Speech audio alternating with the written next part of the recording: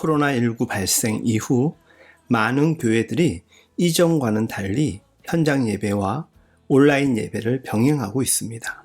코로나 재확산이 심각해질 무렵 방역 당국은 지난 8월 19일부터 서울, 인천과 수도권을 시작으로 사회적 거리두기 2.5단계를 시행하였습니다. 그리고 57일이 지난 10월 12일 사회적 거리두기 1단계를 시행하였습니다. 코로나가 이렇게 길어지고 심각할지에 대해 예상한 사람은 지극히 일부였을 텐데 지금은 누구도 쉽게 코로나 팬데믹 상황 종식에 대해 확신을 갖지 못하는 분위기입니다. 우리 아둘람 교회만 하더라도 코로나 전염병 확산이 본격화되기 전인 2월 24일부터 모든 공예배를 온라인으로 전환하였고 그 이후 상황이 완화된 몇 번에 걸친 온라인 예배와 현장 예배 병행 방식을 제외하곤 여지껏 온라인 중심으로 예배가 진행되어 왔습니다. 지난 10월 18일부터 완화된 방역 시책에 따라 주일 예배 온라인 중계를 계속하되 현장 예배 진행에 보다 중심을 두고 있습니다. 우리 아둘람 교회와 믿음의 가족들은 행정명령을 따라 예배를 중심으로 한 교회 활동과 절제된 개인 및 가정생활에 일사불란하게 움직여 왔습니다.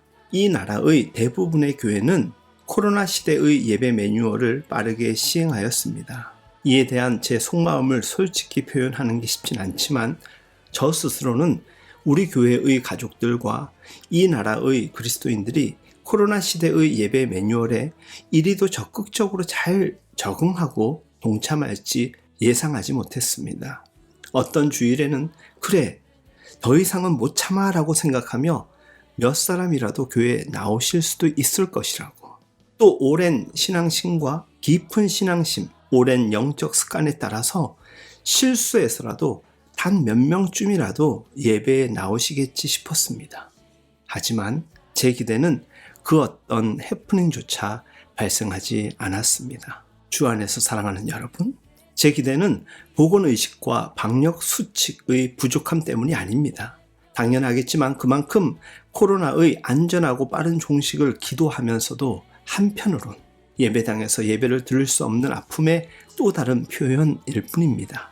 저는 지금도 코로나의 조기 종식을 위해서라면 국가가 취하는 조치와 상황별 매뉴얼에 우리의 교회들이 적극 동참하고 협력해야 한다고 생각합니다. 우스운 이야기 하나 드리자면 온라인이라지만 전심을 다해 예배를 인도했습니다. 그런데 어느 날에는 텅 빈 예배당에서 예배를 녹화 또는 중계하던 순간순간 마치 텔레비전 드라마의 연극배우처럼 내가 하고 있진 않나 생각되곤 하였습니다. 기억을 되돌려 봅니다. 신천지로 인한 코로나19 확산시만 해도 지금의 상황 정도는 아니었던 것 같습니다. 자발적으로 전염병 확산 방지를 위해 선제적으로 움직이는 분들이 있었지만 그래도 예배 출석 인원의 절반 이상은 참석하였던 것 같습니다. 그리고 확산에 따른 우려가 높아지던 3월 초 교회를 향한 정부 차원의 협조가 요청되면서 온라인 예배로의 전환은 온 교회를 통하여 적극적으로 급속도로 확산되었습니다. 교회에서 예배를 드릴 수 없다는 안타까움이 공공보건질서의 안정과 이해의식의 성정과는 별개로 영적인 신앙 이해마저도 지나친 편리로 진행되고 있지는 않는가 우려하면서도 어쩔 수 없이 우리는 동참해야 한다라고 적극적으로 동의하였습니다. 지난 10개월을 돌아보면 코로나19에 대한 다양한 정부 방역 정책과 대응 매뉴얼이 발표되었고 교회와 성도들뿐만 아니라 온 나라의 국민들과 사회 조직들이 적극 참여하였습니다. 지난 10월 12일 사회적 1단계가 시행되었습니다. 여전히 국가 경제는 그럼에도 영세 소상공부터 대기업에 이르기까지 꽁꽁 얼어붙은 빙하기가 계속되고 있습니다. 이런 상황이라 어쩔 수 없는 게 맞는지도 모르겠지만 교회의 예배 환경도 완화되었음에도 여전히 교회의 예배당도 조심스럽게 말씀드리지만 영적 빙하기가 이어지고 있는 듯합니다. 물론 지난 코로나 상황이 한국 교회에 좋지 않은 영향만 주고 있다고 생각하지 않습니다. 우리는 코로나 시대의 교회와 신앙에 대해 깊이 있게 고민할 수 있었던 시간을 보내고 있습니다. 다만 텅 빈 예배당에서 외롭게 소리를 높이는 현실이 왜 이렇게 아프게 느껴지는 걸까요? 목회자여서 그럴 수도 있겠지만 성도들의 가슴에도 그 아픔이 함께 하겠지요.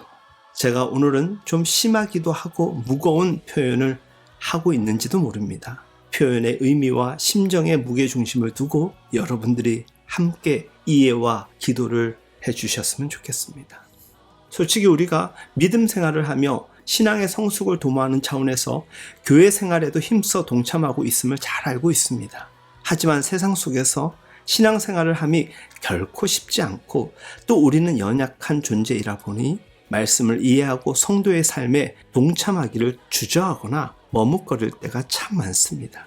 그런데 코로나 상황이 시작된 지금 참 말을 잘 듣는 교인들의 놀라운 협조와 참여 의지를 보게 됩니다. 코로나 상황이라는 방역당국의 행정명령 앞에 이렇게 순종을 잘 하다니 나름 혼자 진지하게 생각해 보았습니다. 그래야지. 정부의 방역 노력과 의료진들의 구슬땀을 생각하며 교회도 적극 협력해야 하지. 그러고 보면 우리의 교회와 우리의 성도된 모든 이들이 참 잘하고 있지. 저는 그렇게 늘 생각을 합니다. 지금도 그와 같습니다. 그러면서도 이런 작금의 상황에 대한 불편한 생각들이 불쑥 올라옵니다. 이 땅의 코로나 상황 속에서 교회의 영적 상황이 더 아프게 느껴져 가고 있습니다. 방역당국의 행정명령에 이렇게 잘 따라주는 저를 포함한 우리들, 그런 우리가 하나님의 명령에는 지금껏 이와 같이 일사불란하게 적극적으로 따라왔던가 생각하게 됩니다. 현재의 코로나 상황에 대한 보건의식 방역 자세는 계속적으로 우리 모두 이어가되 적어도 저에게 찾아온 깊이 반성할 수밖에 없는 이 아픈 마음은 무엇일까요? 성령께서 주시는 마음이겠지요. 지난 수개월 텅 빈 예배당에서 그러다 보니 참 많은 눈물이 흐르더군요. 그래도 감사한 것은 누구 탓하지 않고 이런 상황이면 이런 상황에 맞게 더 열심히 사랑하는 성도들을 돌보려고 노력하고 애쓰지 않은 저를 바라보게 되었습니다. 솔직히 저는 이 상황 가운데 최대한 편리를 누리려고 숨은 자세를 취하며 혹 누군가에게 들키지 않으려고 조용히 저를 방치하기도 했습니다. 그런 제가 텅 빈 예배당에서 가끔은 성도들을 정죄하고 심하게 원망까지 했던 날들이 참 많았던 것 같습니다. 저는 오늘 아둘람 메시지를 준비하며 용기 있게 여러분들과 나누고 싶습니다. 사회 질서를 지키고 사회의 안전을 생각하는 것이야 탓할 바 아니지만 우린 그것들을 하나님의 명령보다 앞세우고 있지는 않는지 어찌 코로나 관련뿐이겠습니까? 교통법규 준수? 페널티 받을까봐 우리 얼마나 노력합니까? 그러나 하나님께서 부과하실 페널티는 별 생각하지 않는 것도 부정할 수가 없지요. 우리는 말씀 앞에 행동하는 그리스도인의 책임을 사회적 또는 법적 책임만큼 비중을 두고 있습니까? 깊이 고민해 봤으면 좋겠습니다. 세상의 국가든 권력이든 하나님의 손에 달렸다고 수없이 고백하면서도 정작 우리 스스로에게 하나님의 법을 잘 적용하고 있는지요? 이스라엘 백성 중 단 한 명이 무시한 하나님의 말씀이 공동체의 패배로 이어진 아간 사건을 기억하십니까? 그것으로 죽은 자가 얼마입니까? 저는 당장 여러분들에게 예배당으로 뛰쳐나오십시오. 이런 이야기 하자는 게 아닙니다. 정말 제가 드리고 나누고 싶은 이야기는 심정은 무엇일까요? 주 안에서 사랑하는 여러분, 혹 여러분 가운데 주일날 가정에서 드리는 예배가 익숙한 분이 계실 것입니다. 저도 어쩜 텅 빈 예배당이 가슴 아프지만 여러분들이 없는 상황이 이제는 더 익숙하기도 합니다. 모두 다 인정한다 치고 존중한다 생각하고 이 하나만큼은 우리 깊이 점검해 보았으면 좋겠습니다. 코로나니 뭐니 그 어떤 상황 속에서도 우리 예배 잘 드리고 있습니까? 우리 하나님께 온전히 살아가고 있는 건지요? 그럼 됐습니다.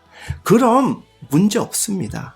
오늘 하루도 그리고 다가오는 내일 주일도 그 마음이라면 어디라도 좋습니다. 여러분들이 정말 그랬으면 좋겠습니다.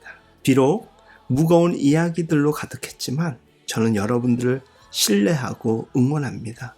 오늘도 내일도 하나님 앞에 신실한 사람, 거룩한 예배자로 승리하실 수 있기를 예수님의 이름으로 축복하고 응원합니다.